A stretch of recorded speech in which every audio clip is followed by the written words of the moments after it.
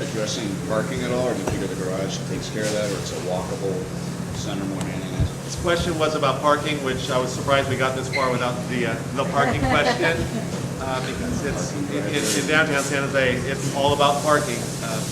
And if you say it isn't, you probably haven't had a business in downtown San Jose. The garage across the street has 1,400 spaces in it. The current program the city has is either for validated or free parking the vast majority of the time. We think that's adequate for us. And of course, we'll educate our customers and our vendors about that. There are also 2 surface lots nearby that we don't own or control in any way, but we may end up working with the property owners to see if we can do some kind of collaboration on those. This garage, when we will be busiest, which is on Saturdays and Sundays during the day, that garage is currently completely empty. I've actually walked through myself and counted the cars, and it's under 25 typically on a Saturday or Sunday morning. So while that's not a good thing for downtown San Jose, it's a good thing for our project, because basically that's enough to bring 3,000 or 4,000 people onto our project. So we're not too worried about that. The one time when we probably won't have either free or validated parking is when there's a hockey game or an arena event that's drawing a full capacity crowd. We're not concerned about that, because at that point you're going to have 15 or 20,000 people going to the arena, and we believe they will go to the market. And yes, it's an inconvenience that it sort of falls into the life is hard then you die category, that we want to take advantage of that, not see it as a disadvantage, but rather as an advantage. And we will of course market aggressively to all of those people, try to get them to come to the market to eat, to drink, to hang out before the event, to hang out after the event. We're trying, though, back on the validation structure, our feeling is there's got to be a better way to do it than to either get the little sticker things or to get the other slip that you slide into the machine that you always forget until you get in your car and you're waiting in line and say, I forgot to get validated. We're trying to come up with either an electronic type of mechanism, some way where people can come in and pretty seamlessly be able to get validated to leave the lot. And the city's aware of that, and we're working together to try to come up with a means that is just much simpler. I don't know the answer to what that is, but electronically, with the world in the valley we live in, there's got to be a better way that we can solve that. So that's an ongoing conversation.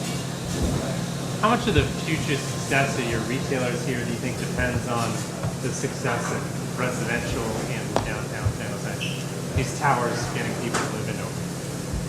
Warren, do you want to take it? Well, I think that they go hand in hand. We don't see this as entirely driven by the tower occupants, but certainly by the time that this is open, City Heights now is 90% access is coming along. Or sold or occupied? Sold. I don't know if people actually live it, but the access project coming along, these are going to get absorbed at some point. I mean, clearly there's vacancy now, but it's not going to last forever and ever. We see it to be an additional activity for people that do live in these residential units to come and do, and not get in their car and drive someplace else. And we feel that the mix of uses, and particularly the kind of the community building type of public areas, are going to be something that people are going to want to have. We obviously believe that the high-density residential and the towers are going to be a huge, huge benefit for this project long term. But we don't think that they're necessary for us to be successful, or we wouldn't be building this project right now, since we essentially have 2 high-rise housing projects close by and 2, a third, a half of a mile away.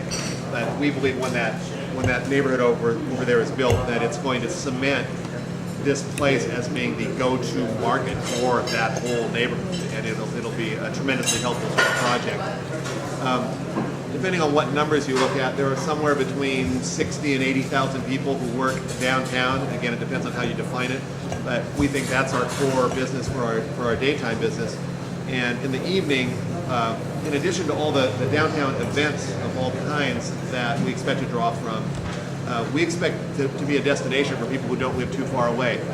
Does anybody know how many people live within 5 miles of right here? 600,000. Smart guy.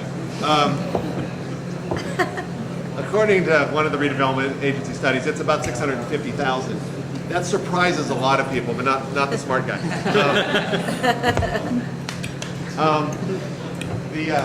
So that's almost 3/4 or at least 2/3 of the people.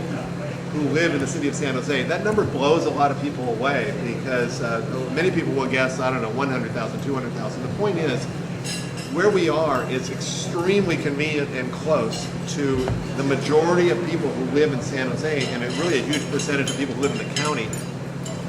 And we believe that many, many of those people will come down here. I, for example, live on 14th Street, and I would walk or ride my bike or come down here in a heartbeat for many of the things that we're about to do to include in the project. Other questions? Jesse, do we want to go on a tour yet, or in a few minutes, or what's the schedule? One. Yeah. Thank you all for your attention. I'm available anytime for questions of any kind. I think my information will be on your website if you want it, and thanks for the attention.